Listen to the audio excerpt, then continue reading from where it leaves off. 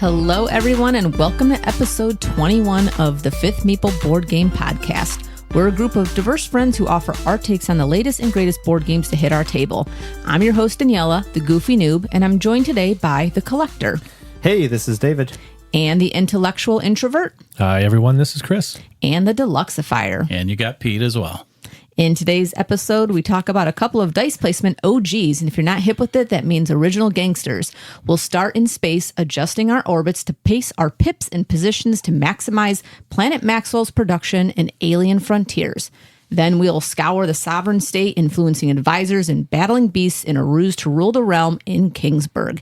And finally, because we just can't ever help ourselves, we'll roll right into pitting these games against each other in our ultimate showdown, the Battle of the Funnest. But before we get rolling, David, what is our topic of discussion for today? So the topic that I'm going to bring up is, it could be a little controversial, but I'm going to bring it up anyways because it's going on right now in our hobby. But what are you guys' take on games that some people would consider offensive, climbing the ranks on the hotness chart on BGG, which we all kind of subscribe to? You know, is there something that maybe shouldn't be out there, or is everything in our hobby, kind of allowed? What is your guys' take on it? Because there's a couple games recently that are trending in the top 5. One of them has pictures of male genitalia on it, and the other one is about nightclubs. I'll say that in reference to what it is. But what are you guys' takes on it being there? Because the controversy surrounding all of this is that board games are a lot of times family friendly, but at the same time, can that we go out on the deep end and have racier games potentially marketed to the same kind of people that are going on these sites? So a little interesting discussion today, but what are you guys' take on where you sit with things like this? I think it's a tough one because we are an American podcast and we're talking about what we think should be allowed on the internet in America, whatever the case may be. I do think there is a freedom to put things out there. I also think there's a freedom for people to decide what they want to welcome into their home, onto their screen, whatever. So to me, does it have a right to be there? For me, it does have a right to be there, or to exist, I should say. Do I necessarily want it front and center? Not necessarily. And I think what I would prefer, if we're talking about a place like BGG, is for me to be able to choose to maybe, set a preference for when I sign in to say, do I want to see explicit images or not? Mm-hmm. And that if it has explicit images on it, it has some sort of tag on it so that if I have clicked that off, it won't come up for me, but it will come up for other people. So you and I, David, do game design, and I use the Game Crafter a lot for game design, and that's a feature they have that you can say, do I want to see explicit images or not? Anything on that site that has explicit images is tagged that way. And so you either see it or don't based on your own preferences. To pair it off of what you're saying, Chris, I agree with the same premises of what you're saying. I think people, artists, developers, designers have a right to develop and design their art, their games, their livelihoods however they see fit. But am I going to, like you said, welcome that into my home or buy that or support that? Probably not. The thing that I don't like in gaming is when there seems to be a little bit of trickery when you buy a game. And I'm thinking of 2 games in particularly, which I won't really name, but I know on some of the cards there are explicit images if you look at them a little closer. And that, to me, I don't like, because you don't want to be playing a game that could potentially be marketed as family friendly. And then you're sitting there with your little kid or your 10-year-old or young teen, and you're going, oh my gosh, I hope they don't really look at this card, or I hope they don't see this other thing that's like right out in their face. That's the thing I do not like or appreciate within a game. Like, just make things maybe a little more PG-13 if it's going to be marketed that way. Now, there are some dark games, right? I think for the first time ever playing games, I look around at sometimes of the games and I'm like, wow, that's like really deep. Or even though the game Secret Hitler, like I was kind of like, oh, it piqued my interest, but I didn't really want to look into what it was. But I know there's a lot of controversy around that. So if you want to play it, play it. If you don't and you have like some issues with it, I would say stay away from it and then hurt them where their pocketbook is, Yeah, Daniela, that's a really interesting thing. I mean, should there be like a ratings thing on games, just like you kind of have on TV shows and stuff like that? I never really thought about should there maybe be a rating that says there's an age always, what age is this to play for, but that's more of like a skill level, not necessarily what the content actually is. So that's an interesting discussion. What do you think, Pete? Yeah, my take on it is that it's a personal decision if you want to look at it. If it's something that doesn't interest you, just ignore it. By going on the site and actually even just reading it, that's just going to feed into increasing the number of hits on the BGG hotness. I don't know all of the metrics behind it and what drives it, whether it's looks or comments, but my idea is if it doesn't interest you, just ignore it. It's just like trying to start a war on internet chat rooms or whatever. Just let it go. If it's going to bug you that much, just let it go. That's my comments. I would say too that stores should be mindful too, but like to your point, David, if there is a rating system on the game, maybe there's some top shelf games, like when you went to the library, you went to like the bookstore, there were top shelf magazines that you couldn't reach or look at because they were for adults. Well, they have something in front of them so that you're not going to see anything that eyes that don't intend to see it don't see it. Yeah. I mean, there was a booth at Origins, Chris, that we walked by that had covers on, and it's like, you have to show your ID to go there, and they had a person outside. It was 18 and over, I think. We didn't go in there, but yeah, right. There was a cosplay thing. Is that what you're talking about? The cosplay? There was I'm not a booth sure. I'm not sure what was happening. Yeah, I don't know what was happening there. Can't remember. But I wonder though, in our hobby, and I think the topic goes to: are we going to see this shock value? Because I think some of it is a shock value, so that games stand out. Because there's so many games coming out that you see people kind of going to more extremes to get their games potentially noticed. And so by having these interesting topics, or not topics, but ideas for what a game could be, if it's crude, sometimes it shoots up because, people are going to click on it. You're going to get some buzz on that. But, I think when we look at the covers, if you do go on BGG and you hear this, they'll probably still be on the hotness chart. I think one of them does it way more tastefully than the other one, because one of them has explicit images, I would say, on the cover that's appearing right on my screen right now, versus the other one where the cover is a little bit more tasteful in what they could have done. The other thing that comes into play is that is there really an option, speaking specifically of BGG, is there somewhere else you can go for the kind of information that's there? I don't think there is. Yeah. And so you're at that point, you can't just say, I just won't go there anymore.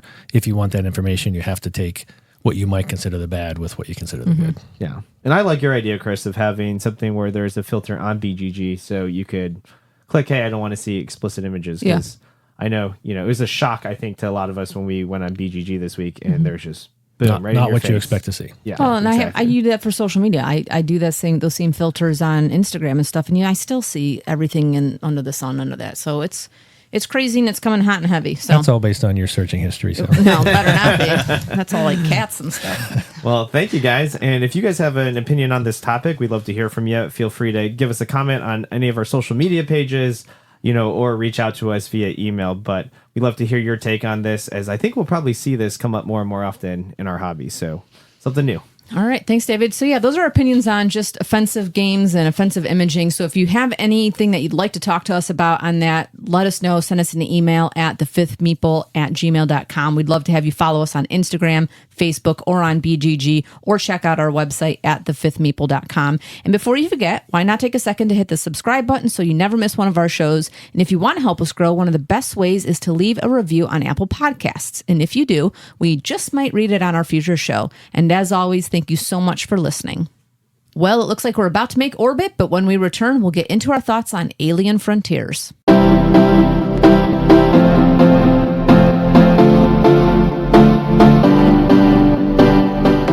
Alien Frontiers is a 2 to 4 player or up to 6 players with expansions, area majority dice placement game where you and other deep space colonists explore planet Maxwell. On your turn, you gather your fleet of ships represented by your dice, roll them, and place them, allocating them across 9 different orbital facilities.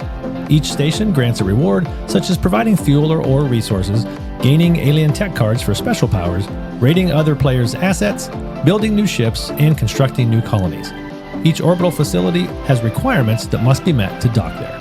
When a colony is constructed, it is placed on one of 8 areas on the planet. If you have more colonies in an area than any other player, you control that area and gain a special capability. When a player places their final colony on the planet, the game ends immediately.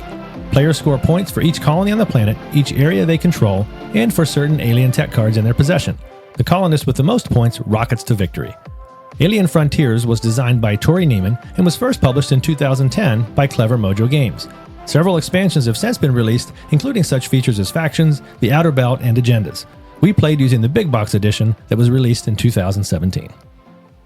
All right, guys, one of the really early Kickstarters, Alien Frontiers. So what is it about this game that helps you reach escape velocity? Let's go ahead. Pete, let's start with you. I like the way that the dice placement stays out there until it comes back around to you. That's really exciting to me. It changes the environment as we're going around. Everybody puts dice down.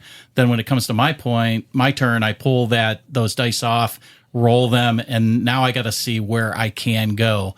And then the next turn, that's with the same person, they have the same options then. As that board changes, it's really interesting to me. I think it makes the game actually what stands out on it for me. Yeah, that was one of my likes as well. I enjoyed that you don't reset the board and then the next person goes. You're waiting an entire cycle for it to go around. Absolutely, yeah. I think when it came out, and maybe it's still the case, but when it came out, it was one of the first games to do that. That was not common for sure, that you didn't just have a round structure, everybody gather your stuff. That might have been the first one or close to the first one that did it. David, I know you're familiar with a lot of games.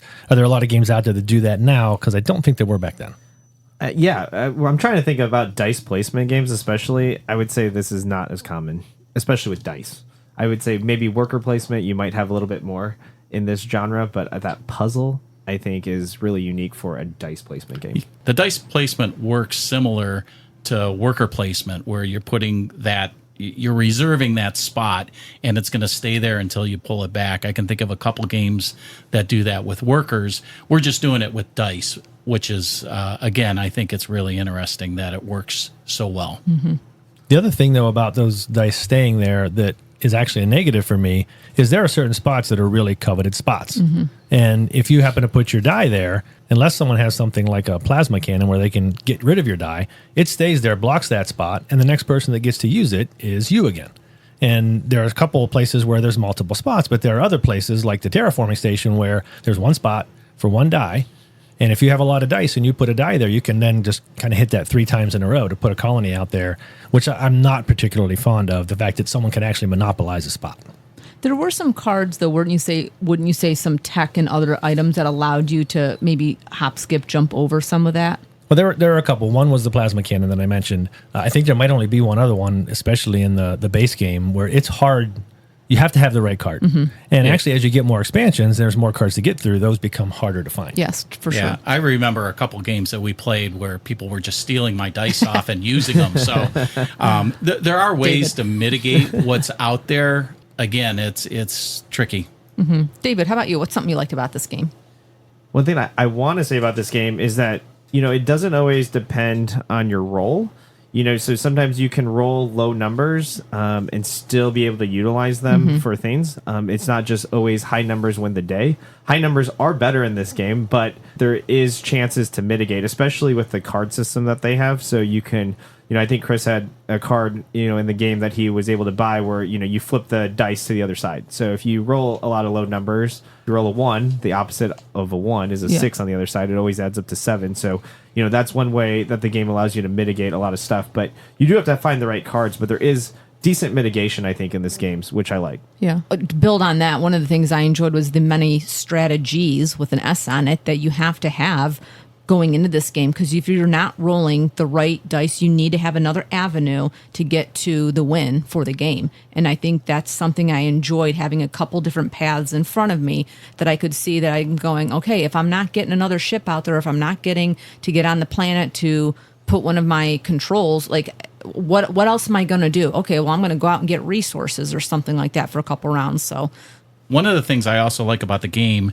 is the scoring at the end of the game is very, very close. I'm looking at some of my stats here. One of the games was 7-7-7-8, 11-11-11-8. I mean, it comes down to the last turn. And I know, David, this is a hot button for you, but you know where I'm going with it, where the game just ends. As soon as somebody hits that mark, it's game over. There were games where I felt like I was out. I know one of the games, I had 3 dice for most of the game. I couldn't roll to save my life. And for somehow, I still was close in the game. I didn't win, but I was still relatively close. So I think that was to your point, Daniela, just having different ways to go about it. You may not have everything that you want, but there's ways to get your points up there. Yeah. Most or all of your plays at higher player counts? I have 5, 4, 4, and 2.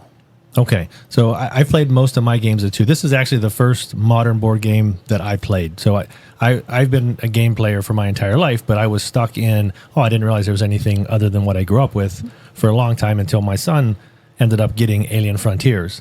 We played it together, and I was like, oh my gosh, what is this? And then it just opened up to this whole other world. But we played a lot as 2 players, and I will say he always just destroys me. But typically in a 2-player game, if someone gets a couple extra dice real fast, and in a 2-player game, there's only one spot to get an extra ship again. So once he gets there, he now has an extra die to get back there again. And to get back there again, he gets out ahead, harder or easier, to control an area, which then really stretches out the scoring. I have found when he beats me big time in a 2-player game. Okay. Do you like this at a higher count then? I much prefer it at a higher count. Okay. Yes. Okay. I would say, just going off what Chris said, I think it's more balanced at a higher player count just because people tend to even it out because the scoreboard is actually public information in this game for the most part. So you can see if somebody's jumping out to a big lead and the other players can kind of be like, hey, maybe we should try to get back, not necessarily go after the leader, but at the same time, I think that's why that scoreboard's public is because they want you to know, hey, everybody's behind by like 4 points.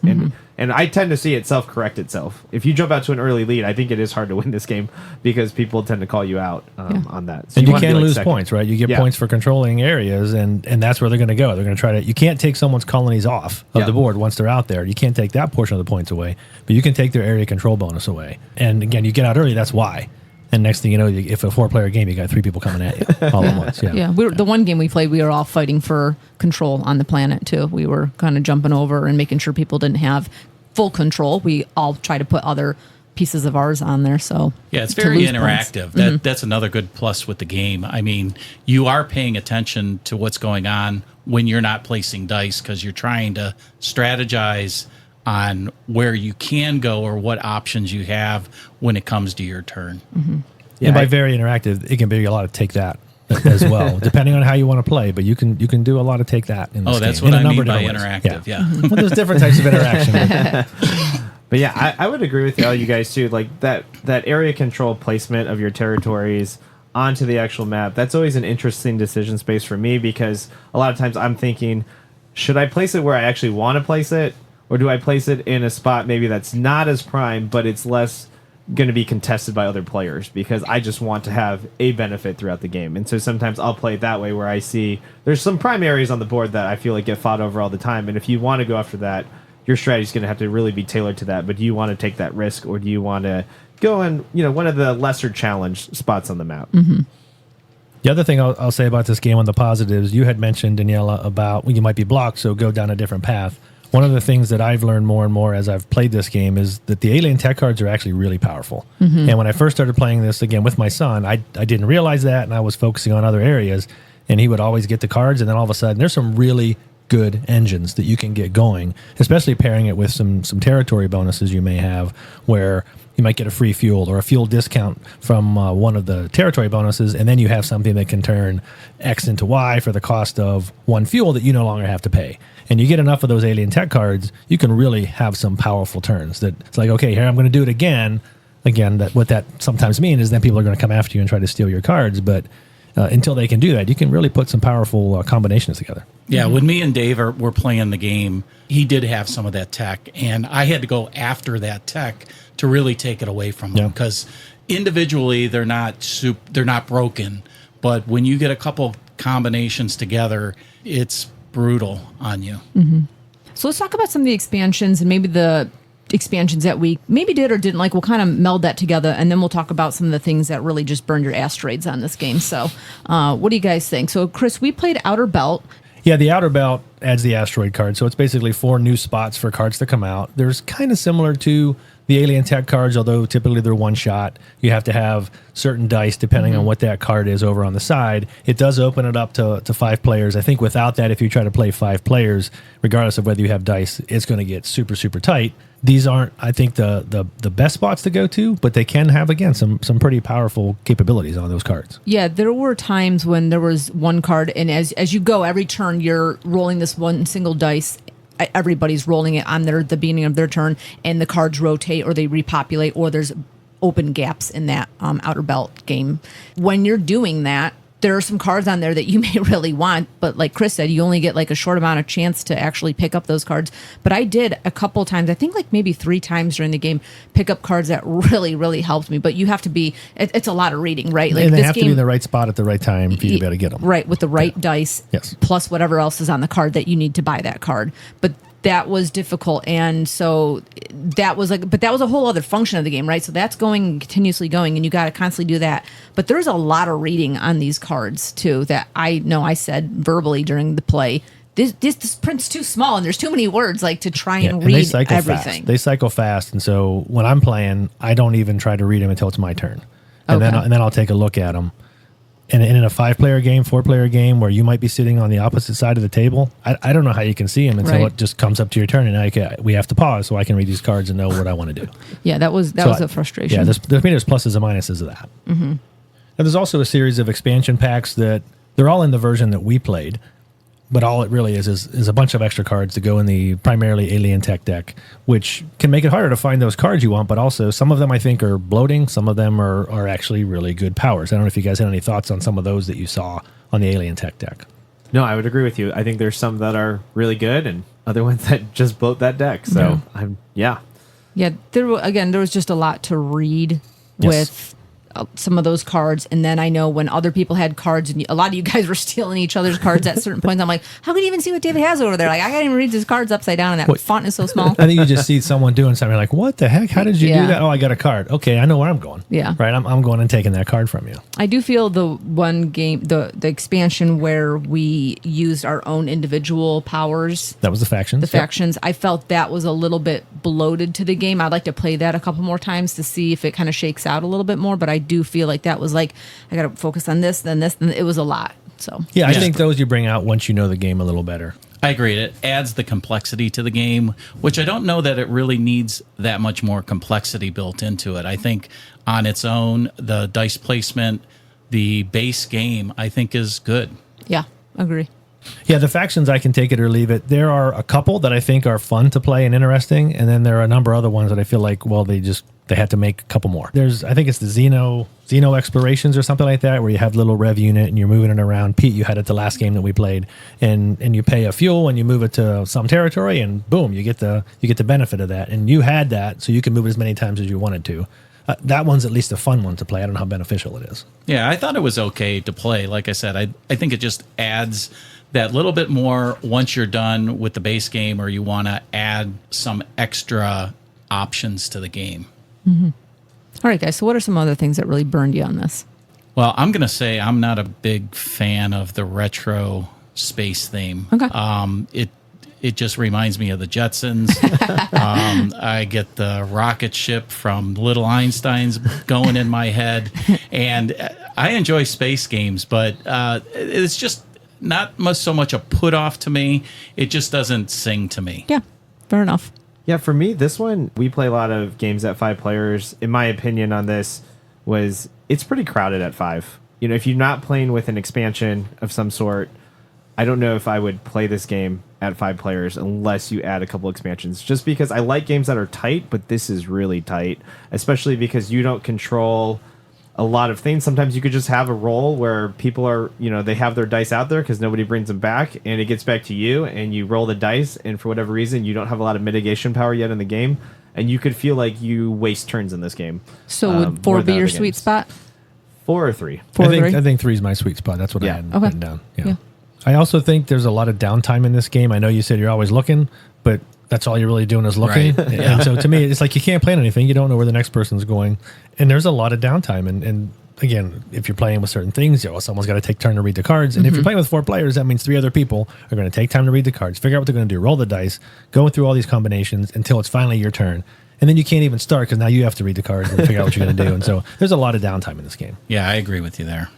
And then David, the biggest one, the game ending. Oh yeah, exactly. I mean, but that's almost every game that ends like that. I just cannot stand equal turns. Yes, because I think the last game that we played, I think Dave ended up winning, and I think he got an extra turn over all of us, and I think the game was super tight. Like I think he won by like a point or something. And so my thing was, is that just because he started the game? Especially because I think at the start of this game, you all get different resources. So meaning the second player gets a little bit more, the third player gets a little more, the fourth, gets more. And I remember because I was the last player, I got stuff. But Dave's first card he pulled from the tech deck stole all my stuff to begin with. So basically, I felt like I was shot in the foot to start the game. It doesn't happen. That's random chance. That's why we play the games. But I felt, wow, I'm really up against it. Not only did Dave get to go first, he took all the extra stuff that I was supposed to start with. That's really painful. Yeah. All that extra stuff you get somebody steals. Yeah, that hurt. Well, that was a game. We were stealing a lot that game. But it was a fun game. The last thing I have is really more of a nitpick with respect to negatives, and that's someone mentioned the scoreboard. There's these rockets that are really top heavy. This whole game is just kind of the colonies that they give you are awesome. Yeah. Right? There's little plastic little cities with a see-through dome. And again, this is from almost a decade ago. Those were really cool pieces. And then you got cubes for ore and this scoreboards, these little plastic, again, retro rockets that never stay up and stand up. And then I also think just trying to keep score during the game just becomes very finicky for me. There's a lot of upkeep. You're playing with the asteroid belt. I'm sitting there constantly flipping cards. Whoever's sitting there is constantly flipping those cards. There's a lot to do just to keep this game going. There is. But the one thing I'll say good about the scoring is you can always go back and figure out what the score is. Just by looking at the board, you know whose ships are out there. You know who has majority. You know who has a face-up point. You can always calculate the score. Yeah, when my son and I play, we never keep score going through. We just kind of, you can kind of look at it, calculate it yourself. But again, that's with a two-player game. But we never keep score mid-game. Because, you can always do it at the end, and it's just too finicky. Interesting. And the last thing I want to mention before we go to the Collector's Corner, there was one other expansion that we didn't talk about, and that was the agendas. And so in the agenda expansion, you have this deck of cards that everyone starts with 2, and you can have up to 3 during the game. And there's sort of an in-game target or goal that you go towards, and there's an end game target. You can choose whichever one you want to go after, and it's just an extra source of points. And I think that helps for me to offset one of the negatives, which is I feel like this is just a race to see who can get that last colony out. I think it's very rare. I could be wrong, but I think it's very rare that someone gets the last colony out and doesn't win the game. But the more of these alternate sources of points you put in there, the more likely it is that someone else might be able to sneak in there. And so I enjoy the agendas as just something else to work towards. And again, maybe to your point earlier, Daniela, when I can't go where I want to go, I can work on my agenda and try to find something there. Yeah, the last game we played, I did win by 1 point because of the agenda. Yeah. All right, guys. Awesome. Thank you. So let's head to the Collector's Corner. David, does Alien Frontiers make Orbit? Yeah, so for a collector, this game actually has some value. There's multiple versions of this game, and we'll kind of talk about that. But if you just want the base game, so Alien Frontiers, the base game that came out in 2010, you can go find this right now. It goes anywhere between $25 to $45 used. You're looking at 1 to 4 players, doesn't have any of the expansions that we mentioned earlier. You're just getting kind of that base experience, which isn't bad for that price. I mean, if you could pick it up for $25, see if you like it, that might be something that you're willing to do. But if you want the version that we played, which was the big box version, that's going for anywhere between $85 all the way up to like $175, depending on where you get it at and, the timing of the market. But, you're getting a lot in that box. It plays up to 6 players. They have all the expansions, all the content that was ever created, I think, for this game is in there, except maybe some promos that they did on the side. But it is holding its value over time. So if you're looking at it as far as a collection kind of thing goes, I mean, I think it holds its value. Our play times were around an hour and a half every time we played it, around the 4 or 5 player count. So you're looking at kind of that versus the price. So that's kind of where it's at. All right. Excellent. But yeah, you can find it. Excellent. All right, guys. So great discussion so far on Alien Frontiers. So before we launch our last colony, let's start with our final thoughts based on our monikers here. So David, as a collector, do you have this game? Is it in your repertoire? Yeah, as a collector, I do own this game. I do own the more deluxe version, the bigger box version that Chris also has. And yeah, I would say it's something that I like to play because I think I could teach people. Again, I kind of base it off 2 things. Do I have fun on it? can I teach it? And I think it's one of the easier games to get somebody kind of into the modern board gaming hobby that's not super tough, but yet it has a lot of characteristics where you can train somebody on kind of like what they're looking for at a lower complexity level. So as a collector, yeah, it's something that you definitely can collect and it'll hold its value. Cool. Pete, as the Deluxeifier, what do you think about the pieces, the game pieces? Is there anything in this that you would actually upgrade, or is it good as it is? Well, I have the 3rd edition, and my domes are just little curved pieces of wood. It does the job for me. For this game, I'm not a big fan, again, of the components or just, again, the retro style. I look at those domes, and they remind me of getting those little rings out of the gumball machines flipped upside down. Again, that's what I envision. I like the game. But I am not going to bling this one out. Okay. I think it's good enough for me. I like the gameplay enough, but I don't think I really need to upgrade anything else.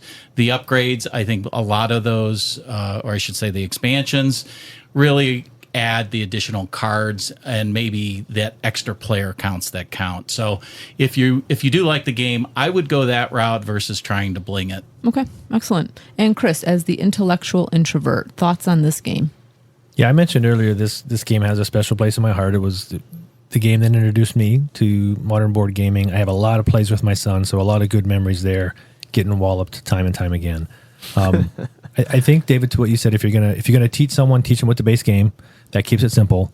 But then, if you're playing more with them, you're going to want the expansions. I think my opinion is if you go out and you get the base game, that's going to get old relatively quickly. The expansions help to keep it fresh. I really enjoy it with some of the expansions. Again, maybe some of them not so much. I do think it would get samey without them. But it's an older game. If you try to compare it to a lot of the ones that came out today and you want all the details and all the complexity, you might not get it, but it's still a good, solid game. I mean, there's a reason why it's still around this long after. Yeah. All right. And I think as the goofy noob here, somebody who is new playing this game, I would probably start with other dice rolling games, dice placement games before you hit on this game. If you are going to play this game, go with somebody who can teach it to you. I would say that would be a good start. However, I do like this game a lot. When we first played it, I felt like I clicked with it really quick, and maybe that's just the style of game that I like. So if you don't like dice games, I would say maybe, take a lap before you sit down and play this. But I actually would buy this too as a game to keep in a collection for myself. I think I liked it that much because it is simple, and I do feel I could teach my family the base game for that. So if you are teaching a noob how to play this game, though, take it easy on them. Because if you don't, if you know what you're doing and you're playing against someone who's just learning, you can destroy them and turn them off of games right off the bat. Yeah, no. Get somebody who has compassion to teach you. Yeah. Well, it looks like this mission has reached its end, but we'll be back after a short break to venture into Kingsburg.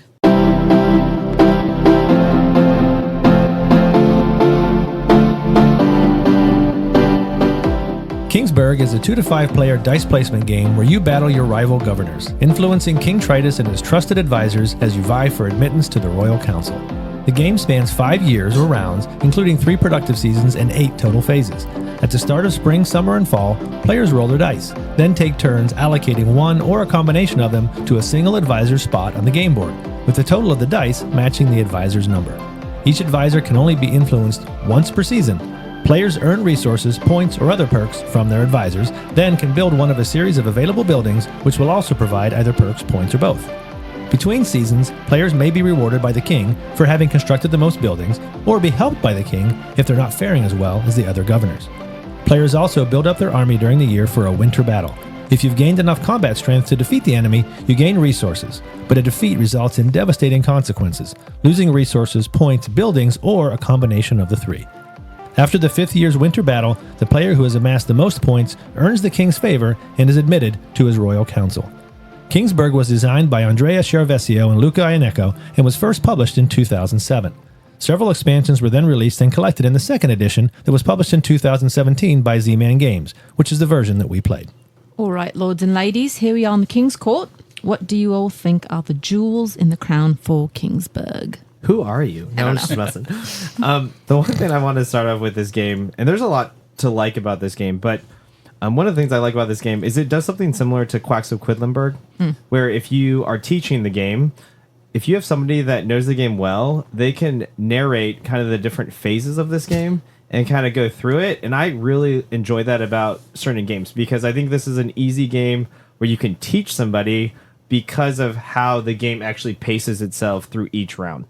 And having that person that's quote unquote the expert, kind of just like in Quacks, really, I think, sets this game apart for me, because I like that kind of interactive narration. I know Chris does a lot of our things, so I don't have to really learn a lot of in between steps, but I kind of like it because Chris just tells me, hey, if you have this is what you do. You have this is what you do. And I like that about games, and I like that about this game. I thank you for that too. But I don't think it's set up to be like that. I think Chris can't focus on his own game because he's constantly going, don't build. And then too many seasons later, it's like, build them if you got them. And it's like I never know. That's the one thing that frustrates me about this game is I never know what season it is, what phase we're doing. I don't know. But you're right. It is just, hey, there's 3 productive seasons. You're really doing the same thing every one of those 3 seasons. And so for someone learning, it's okay, now we're doing the same thing again, but yet it's different every time you do it. So it's repetitive, but not super repetitive for that. Yeah, it just reminds me of Quacks, and that's why I teach Quacks a lot of that game too, because I can narrate it for people, and they find enjoyment because they don't have to think really. They just do the actions, which I think is a positive of this game. Yeah, one of the things I like about it is you can't build everything. There's a lot of technology tracks that you can go up, and you just got to pick and choose. And I always pick the wrong ones, which is one of the bad things about it. I think some of them are a little bit more powerful than others, especially if you know what they are, David. And that's one of the things I do like about it. It's a love-hate relationship that I have with this game. I enjoy playing it, but it mentally taxes me. But in the end, I think it's a good game. Yeah, I think some of the expansions actually added on to this love-hate relationship, right? Because I think it's hard to say whether some of these are likes or dislikes, but we pulled out one of the expansions recently, and it was like adding different advisors, and then there were different things that were just wrecking all of us at the same time, and it was hilarious. Which was really, really fun for me. Yeah. We have a lot of expansions that we played, and we'll go through them all, but you just brought up the advisors, and there is an expansion there that I think came only with the second edition. Mostly what's in the second edition is what had previously been published. That was the new thing when the second edition came out that the other ones didn't have. And basically, again, there's 15 productive seasons before each one. You're going to choose one of these tiles at random, and what the reward that associated advisor normally gives you is going to change. And yeah, it was chaos. Yeah. Right. And you can think you're going to build a plan, but it seems like since we've started playing with that, there's a certain spot on the board, number 10, where you can go to get 2 soldiers, and you see what enemy you're going to have. Yes. And really early, both times, that got covered up. Yes. And all of a sudden, the year-end battle that sometimes is just an afterthought is like, oh my goodness, now we're battling for any opportunity we have to get a soldier. We're not sure if we're going to win. And I thought that there's a little bit to get over with, okay, what does this iconography mean? But once you get over that hump, I thought it made it really interesting. Yeah, it changed the game definitely, and made it, I believe, harder for all of us to think of what are we going to do. And then, like you're saying, as we get to the end towards winter, and you don't have enough battle shields because they're all covered up, and there's literally no opportunities to get them unless you're rolling high. Good luck. Yeah. Yeah, I would say it definitely changes the way you play that game, because on the build-out structure, when it came up like that, you really have to start looking at buildings then that really help you on the battles, which I necessarily wouldn't have just built if I was just playing with it and that square being open, that 10 spot normally being open. So I do definitely think it changes not only where the dice are going on the board, but also how you're building your buildings and in what order. And there were some good governor cards. I think, Pete, you had a really good governor card when it came to battling. Like, you didn't even worry about getting shields at the one point because you were just... You're like, I got this guy. I'm already like rain and lapping. shields. Rain and shields around Pete. Yeah. We didn't even have to worry about it as far as winning it. Yeah. And that's another one of the expansions, governor cards, where everybody gets a special power. There's a lot of asymmetry that comes in there. And I feel like some of them are good, some of them not so much, some of them broken. But you're like, how are you doing that? Oh, because I got the special power. And like, what the heck? If you remember it. How many times have we gone around the table and you're like, oh, I should have been doing that 2 rounds ago? Where's my priest card? No more priest card. No more priest card. Yeah, that one's a little overpowered. But yeah, Dave played last time. He never even used his card. It was an additional spot he could have went to, but he didn't. I will also say the other thing I really enjoy about this is this game, I really do feel like I'm always engaged in it. Other than rolling the dice, And even when you're placing those dice, that placement goes pretty quick. And then everybody's pulling dice, everybody's gathering resources. We're all doing it together. I enjoy that part of the game. And again, Chris, you do a great job, moving us along, take your resources. Okay, you can build. That is super helpful. I think the board on the bottom where those steps are good, but I don't know that I can follow them as well as you do. Yeah, they're good, but they're not great, right? They don't necessarily tell you. A couple of the spots tell you what to do, but some of them, okay, here's a picture that's, I guess that's summer. Now I have to know what to do. So just it kills whatever. me. I wish they would redesign the bottom. Yeah. I still don't know what those symbols mean. Well, I think they need to redesign more than just the bottom. I think they need to redesign the whole sideboard. Pete, how about thematically though? For this, does this theme come? Is this better for you than Space Alien Frontiers? It does. I actually like the themes back in the Kings type games. I really enjoy those. I have a couple other medieval type. Yeah, I enjoy that. It works well. Great. So speaking of that, my wife and I have actually been having a conversation within the past week or so, totally unrelated, about science fiction versus fantasy. And she believes they're the same thing. And I keep telling her, no, they are two distinct genres. And I'm just content to say, nope, they're different. And she's content to be wrong. So I mean, it's just, are you sleeping on the couch? I'm probably about one more comment close to that. So if you want to weigh in on this, go to our social media page. Exactly. Well, Pete, you had mentioned earlier about the different buildings, how you can't build them all. And I think when I first started playing this game, I made the mistake of, oh, look how many points, I'm chasing points. And then once you get those points, you're like, okay, now what? And David, you're very good, not just at this game, but a lot of games of saying, no, I'm not going to follow that path, but you're going to build these couple of buildings. And then we're all like, well, how did you get that? And how did you get that? And finding that combination. And one of the expansions is alternate building strips where you can get totally different buildings from the normal and from each other. And that even gives us more opportunities to be different and find different combinations that you might not otherwise have. Yeah, I really enjoyed that expansion. As we said, you pick two and you can play one or two. I would just make it where you pick two and you have to play them.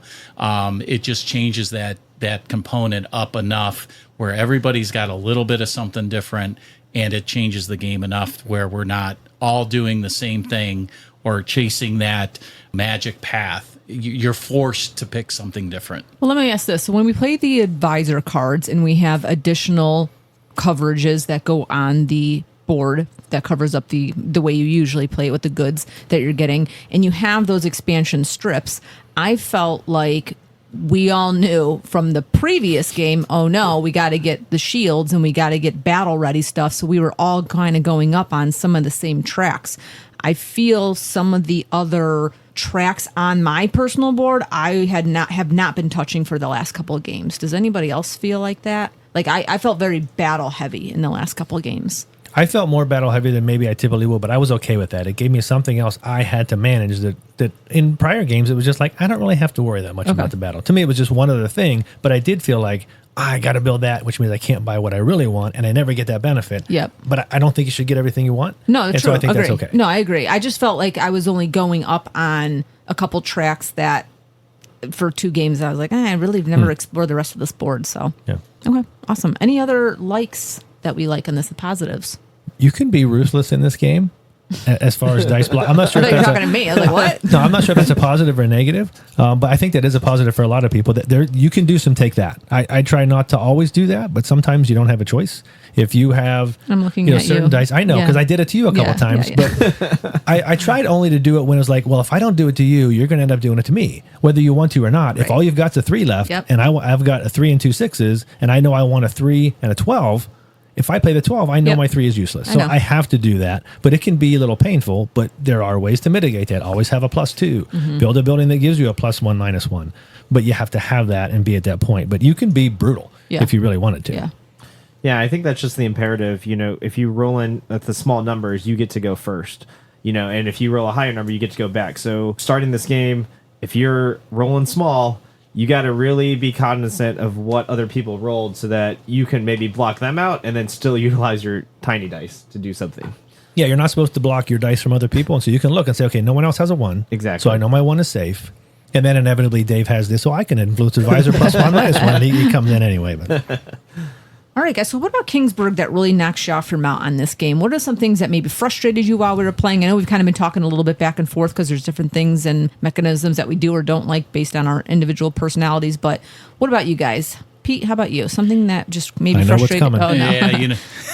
Yeah, you know what's coming. It's that technology track.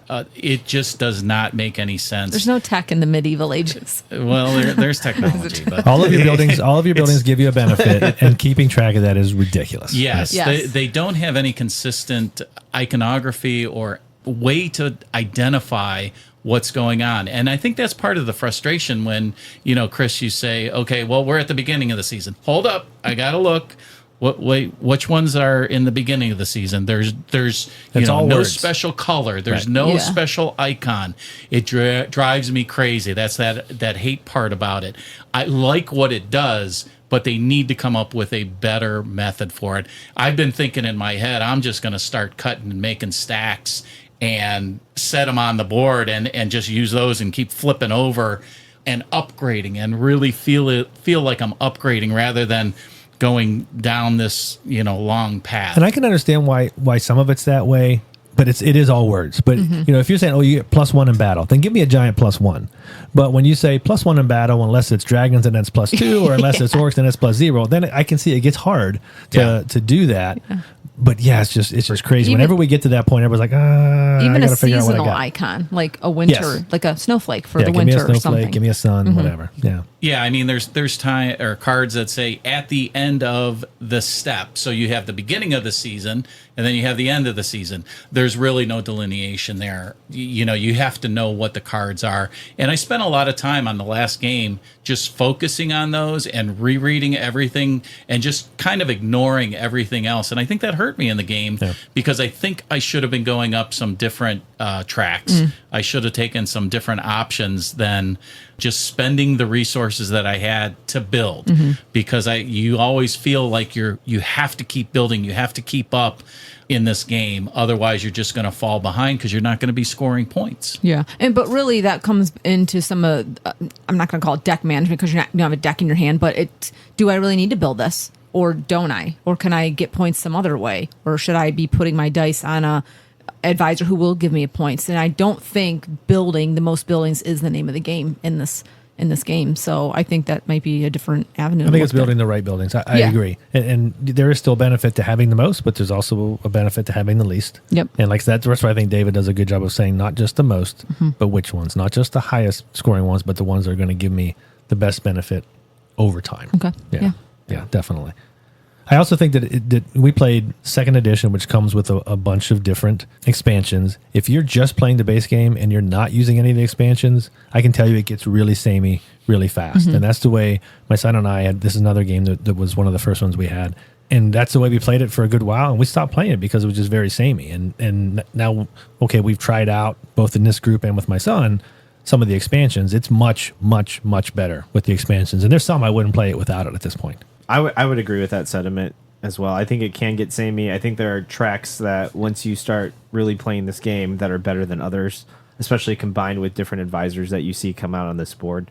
To me, one of the things I think is a negative of this game is that there's a couple squares that are up top, like an 18 and a 17, and the king square is the 18. And in order to get that on a normal game, you have 3 dice. You have to roll triple sixes to get that spot.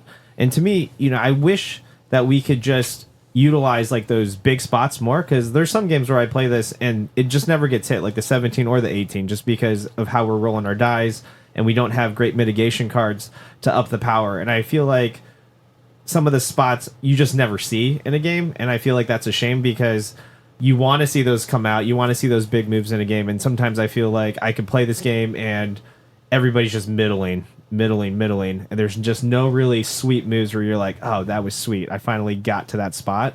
And I feel like this happens a decent amount in this game, but maybe I just suck at rolling the dice in this game too. So yeah, and there was a +2 that maybe you can roll a 16 and get up there, but even that's not very common, right? Not very common. I agree. We don't see that very often. And then when you do go up there, okay, that's your entire turn. So whatever you're getting is your entire taking turn everything. anyway. Yeah.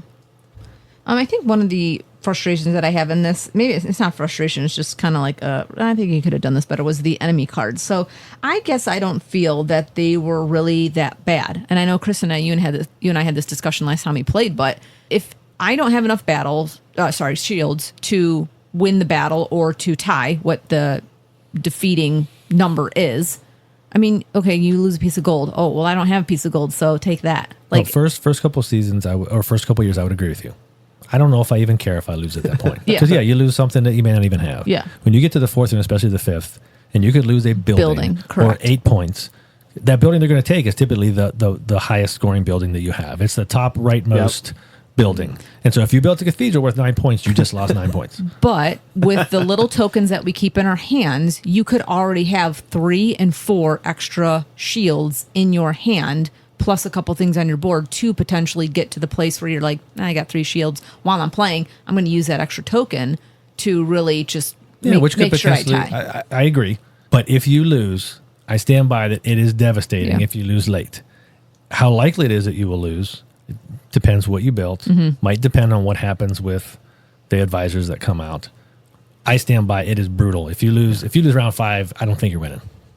Okay. Yeah. That's actually one of my favorite moments in the game is watching other people's buildings burn around 5. See them lose 9 points. It's a great time. I kind of feel those tokens are a little overkill because when you're playing the game, the first round 0 0 0 0, next round 1 1 1 1, you're just going up that track. You might play a 3 instead of a 4 or a 2 instead of a 3, but I don't think the scores in the game really make that much of a difference if you're trying to go up that. I might like to see a 4 not be a 4. Maybe it doesn't go above 2 or something like that, to where you're getting some benefit, but you almost always have the 4 left. If it's not, it's a 3. Yeah. And it's not that much of a difference in when you're scoring that track when the battle comes out. I mean, if it's 1 and you lose, well, you lost by 1.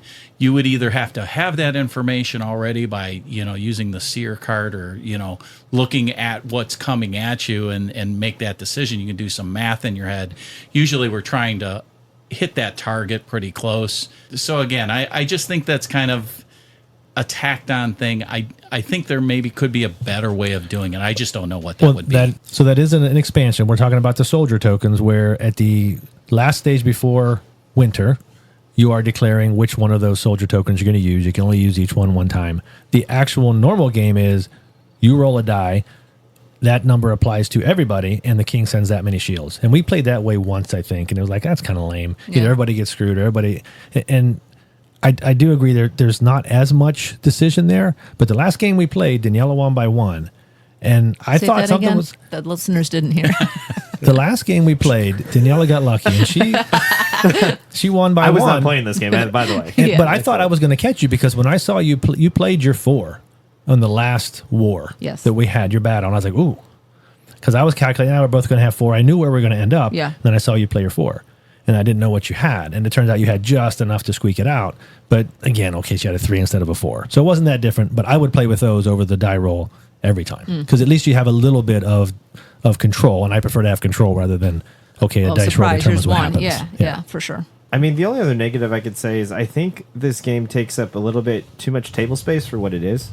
If we're just judging it by what the content we get from it versus how much space the board is, I think the board could have been 20 or 30% smaller and still got the same experience. I don't know if we had to have this huge monster board on the thing, especially with our player mats, but that's just kind of a nitpick thing. But I think it was a little large. I think it could be in a smaller size. I think probably one thing to build off that too is my personal player mat drives me crazy, because I always pick black, and all the tops of the little circles where you build your buildings are black as well. And so I have to look double hard to see where did I build. And then if you bump that, that drives. Yeah, the components aren't that great. Yeah. Little something heavier, weightier would be great. Yeah. And then with respect to table space, then if Pete for some reason happens to be rolling a die and he just decides to throw it right in the middle of the board and spread everything everywhere, like the last game we played.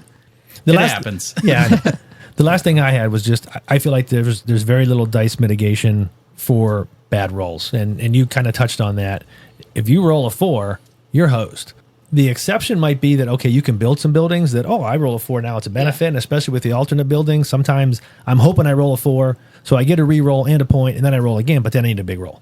And if you're stuck with, okay, I got a 4, that can be really devastating, especially late when you desperately need a shield or you desperately need one piece of gold or one piece of stone. Typically is the hardest one for me to get. And there's just nothing you can do. You're not sitting on cards that say, oh, change this die. You can maybe use 1+2 and that's it. Let's take Kingsburg into the collector's corner. David, does Kingsburg retain its royal status? Yeah, so this one's really interesting. So we played the second edition that Chris had with the expansions in it. Right now, you can buy it for somewhere between $50 and $60. You're going to have to buy it used or on a secondary market. It's not on anything like Amazon or Target or any kind of stores like that. But you will see occasionally somebody, pop it up for around $25. I think there's one right now when I went to go look at it just the other day. It's $25 for the second edition, which with all the components in there, it's great. Mm-hmm. But if you're a collector like me, you might not like the artwork on the box of the second edition. And the first edition, if you actually look at the artwork, it's got like this blue background with this awesome castle in the back. And for me as a collector, I was really drawn to that artwork. And so for that same kind of first edition, you're still looking at around 45 or 60, but you're going to have to buy the expansion if you want everything else in it. And that goes for about the same price point. So you're looking at almost double the cost. But if you're a collector and you like the way it looks, I think it's worth it because I really don't like the second edition art box cover. And that art comment's pretty common. A lot of people say, why did you destroy the art? You put all the other stuff in and then you gave me worse art than in the first edition. Interesting. Yeah.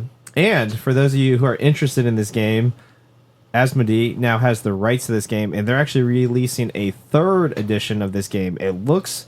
There's not much out available on it right now, but from what I can see on their website, it's going to come out on July 19th of 2024. It's going to be priced at $45.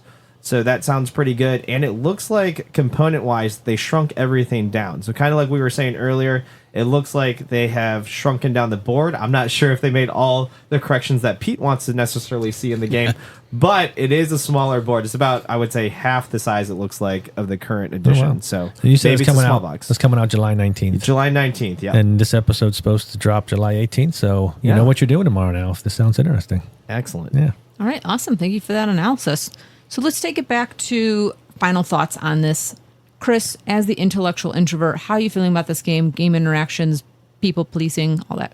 Yeah, there's a lot of interaction in this game. I think if you're playing with a group that you know well, no big deal.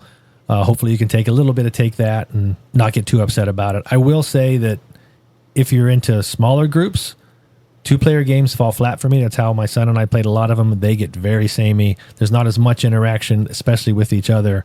But 3, 4, and 5 players all. 5 can get pretty tight, but I think 4 players, right spot for me. And I've had a lot of fun playing this last series of games with this group.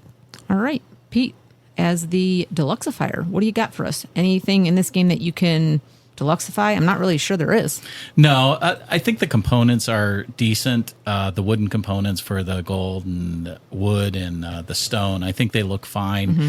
My only nitpick would be picking up that gold piece. I think everybody has a hard time just because they angle it. And unless if it's upside down, you're not going to pick it up real easy. That's about my only frustrating part. I mean, you could get some aftermarket components for that. I would like to see, again, Danielle, one of the things that you talked about is bumping those boards. Mm-hmm. I would like to see like an overlay or dual layer boards, hopefully in the new layer game. Boards with 3D building tokens. There we go. So you can easily see what you've built and they're not going to move. Yeah, let's do it. You can start printing those for me. Yes, it is. It doesn't look like it by the picture, guys, but we can keep dreaming. All right, well, I'll keep dreaming. But I do like the game. And David, as the collector, you have this in your collection? Yeah, I actually have this in my collection. It's actually new and shrink, so maybe I will buy the new edition just because I find that there is value in this game to have the first edition, especially with the expansion not open. But, as far as the gameplay itself goes, it's one of the few games I could say I haven't lost in yet. So for that reason, I really do like this game to the point where, I had to bow out the last game because I wanted to see if Daniela could win. No, yeah. Thank you. I appreciate that. I appreciate that. Won every game Friday. Perfect. Suck it. Okay. All right. So I think as someone for a newbie who's trying this game, I will kind of give the same advice I gave for Alien Frontiers.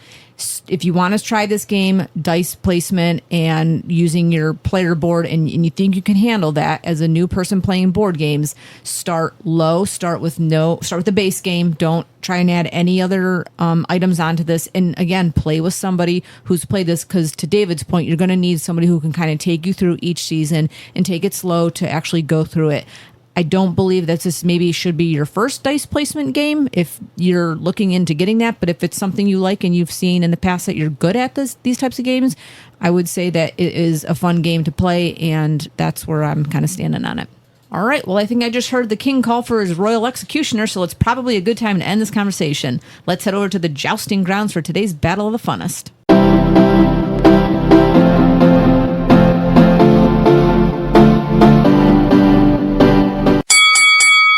All right, everyone, the moment of truth has arrived. It's time to separate the men from the boys, or more appropriately, the games from the toys. We're pitting these games head-to-head against each other in the ultimate face-off. In one corner, weighing in at 2.57 out of 5, with an overall BGG rating of 7.4, kicking asteroid since its discovery in 2010, one of the OGs of Kickstarter dice placement, staving off competition like a rapidly reproduced repulsor field, the interplanetary intimidator, the king of the Van Vogt Mountains, the arbitrary arbiter of all alien artifacts, Alien Frontiers. In the other corner, weighing in at 2.45 out of 5, with an overall BGG rating of 7.4, born as a peasant in 2007 and rising to gaming glory, the Rolling Royal, the Prince of Placement, the Baron of the Board, the Imperial Influencer, the Duke of Deftly Distributed Dice, Kingsburg. And now, let's find out which one rolls with the punches in our Battle of the Funnest Showdown. Okay, guys, we're going to evaluate these games head-to-head in 5 different categories: theme and production, mechanisms, value for your time, replayability, and the fun factor. We'll each choose which game we think outdoes the other in each category. The game that gets the most votes wins the category, and the game that wins the most categories takes the prize in our Battle of the Funnest. All right, guys, based on what's available today, we are comparing these based on the versions that we played. So we're doing Kingsburg 2nd Edition versus the Alien Frontiers Big Box, so we will take into account the expansions that are readily available now as we do this. So let's get to it, starting with theme and production, and I'll start with Daniela. All right, so for theme and production, contrary to what Pete was kind of alluding to, I do like the production of Alien Frontiers. I do like the little domes. I like all the little nostalgic pieces to that game. So I think I'm going to say, for me, Alien Frontiers takes that one. How about you, David? Yeah, for me, I'm going to have to go the opposite on this one. I do think the components-wise, it's a little bit better on Alien Frontiers, but the first edition artwork always pulls me in. Like, if I look at the boxes, I'm probably not walking up to Alien Frontiers right away. It looks kind of cartoony. I definitely agree with kind of Pete. It just doesn't draw me in. So, if I'm just looking and judging based off what I like, I'm probably going to go with Kingsburg on the production value for the first edition game. I'm going to kick it off to Pete. Yeah, I am with you on this one too, David. Kingsburg just gives me a little bit more of what I'm looking for. I said before, I really don't like the retro space theme.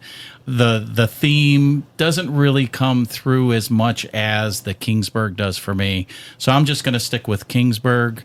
Chris, what are your thoughts?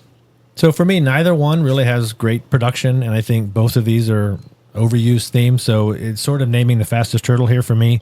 I'm not really picking a winner. I'm declaring a loser.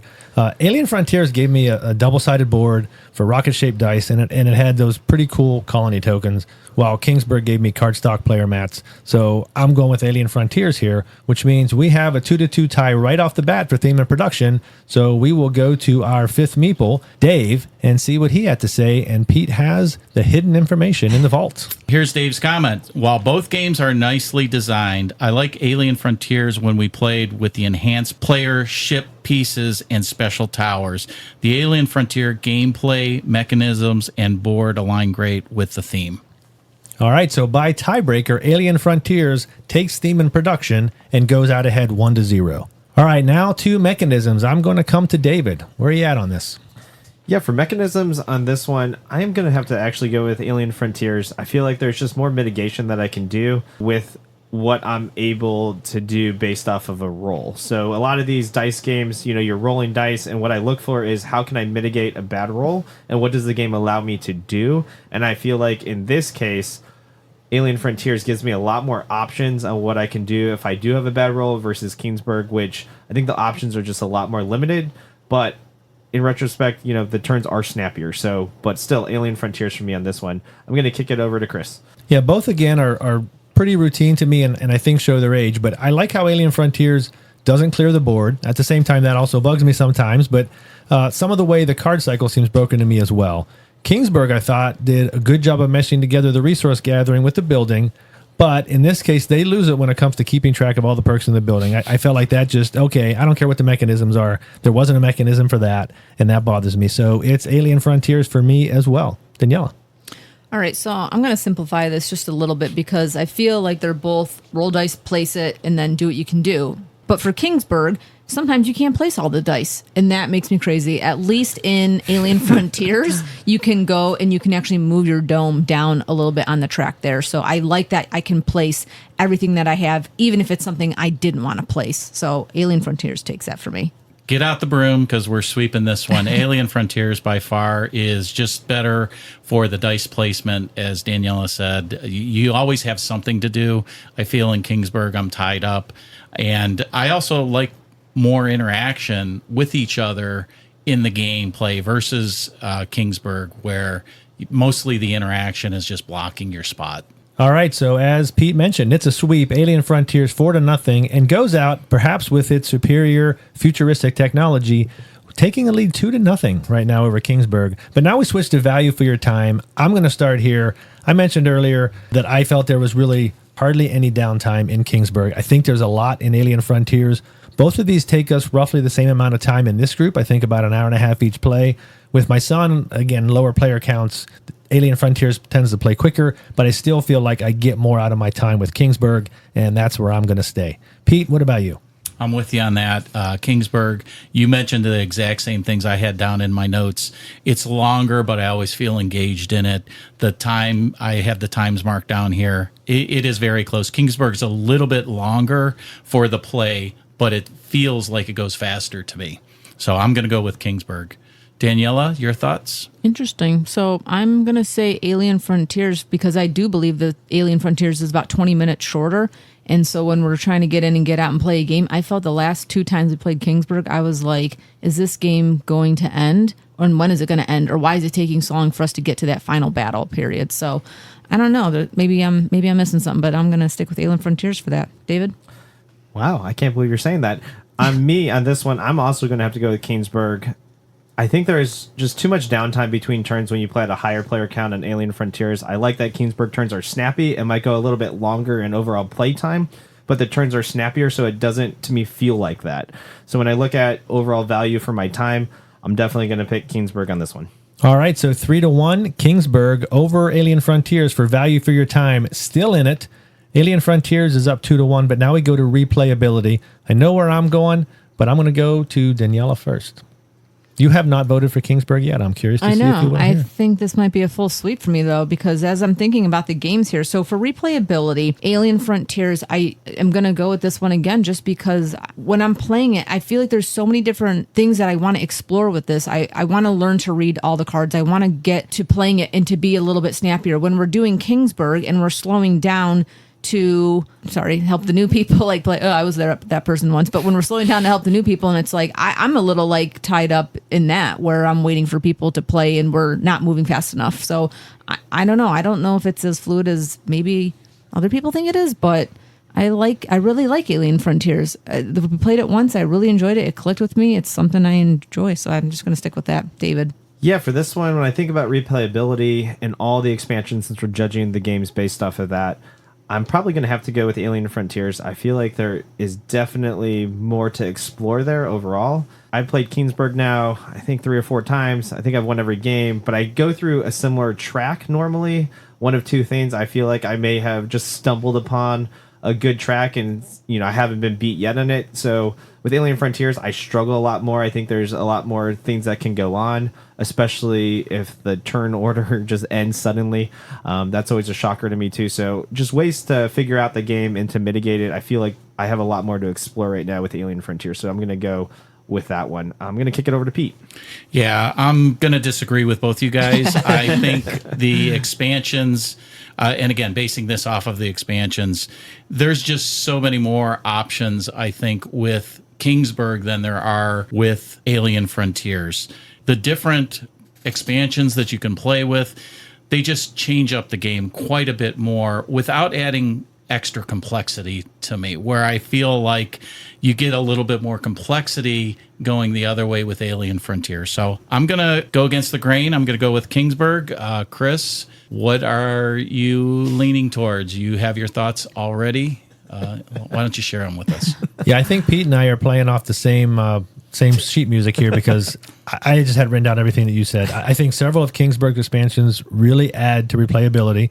And for me, the Alien Frontiers expansions, yeah, they're a bit different, but they're also, for me, a lot more of the same. And so it was definitely Kingsburg for me, based on those amazing points that Pete and I just made. Before we go to the tiebreaker, do either you, Danielle, or David want to change your vote, given what we said? Why would I do that? I don't know. I mean, if you're willing to pay me $5 on the table, I'm not. All right, so we got 2-2 on replayability. That means our fifth meeple Dave comes into it again. Yeah, I want Dave to have a say. Yeah, what does Dave have to say? All right. Well, Dave said, I liked Alien Frontiers since in multiplayer game, the rotation of the dice placement makes the great interaction and you have different strategies to explore, as Daniela said here. Kingsburg has the different abilities that either seem broken or useless. Plus, unless you get extra dice, it's difficult to get certain resources when needed. You savage. Sounds like a hater there. Guess you didn't win the last game, huh? Yeah, he did end up last in that game. But I think he won the one prior to that. So, all right. So Alien Frontiers takes replayability. We're going to start our search for a new fifth meeple. But in the meantime, we go on to the fun factor, and I'll start with you, David. Yeah, so when I think of fun, I'm looking at both of these games, and I'm just trying to think about the moments that I've had with them as far as, like, can I remember if anything just stands out, that I can recall at a game night? And for me, this one has to go to Kingsburg. I think all the fun that we kind of have with it, when Chris loses in the 5th round and he gets, can't fight a war and his 9-point building gets burned to the ground, those moments excite me. I feel like there's more of them in Kingsburg, especially like with the blocking of the dice. I feel like people get more angry. So I kind of like that kind of playful venom going back and forth between players. Where Alien Frontiers, I just don't have as many standout moments that I can remember and recall. So for that reason, I'm going to go with fun factor on Kingsburg. I'm going to kick it over to Daniela.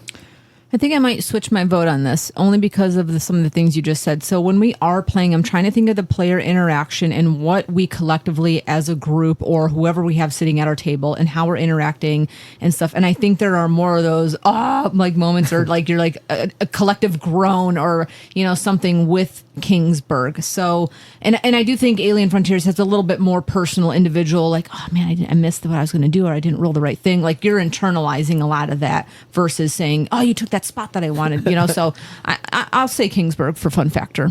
Taking it over to Chris. Yeah, if you asked me right now which one I wanted to play, I would say Kingsburg, and that's really due to the expansions we've been playing with. So for me, it's just as simple as that. What do I want to play? I would have fun playing Kingsburg, and so Kingsburg it is. Pete. Okay, my opinion doesn't matter here, but I'm gonna go against the grain. I actually enjoy playing Alien Frontiers. To me, it's a smoother play, I think, than Kingsburg. I think the thing that kills it for me, and this is probably more hate than like, is the overhead tracking the different tiles.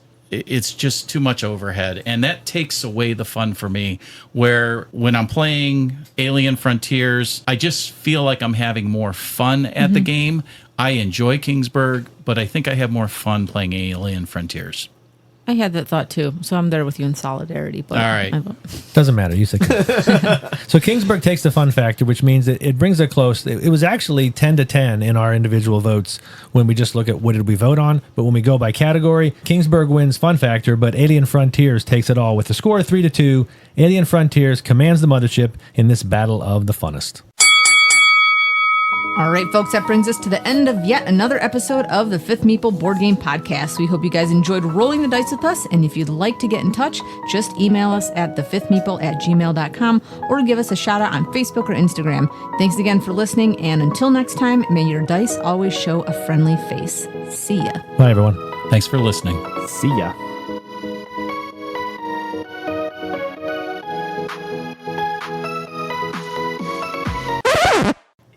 Oh shoot. What do I want to say about this game? You might get a free. Well, lords and ladies, here we are at the King's Court. What are you doing? Oh God, I was trying to be. It's my alter ego. the mean, Yeah. not the goofy noob, the mean. So the old. one thing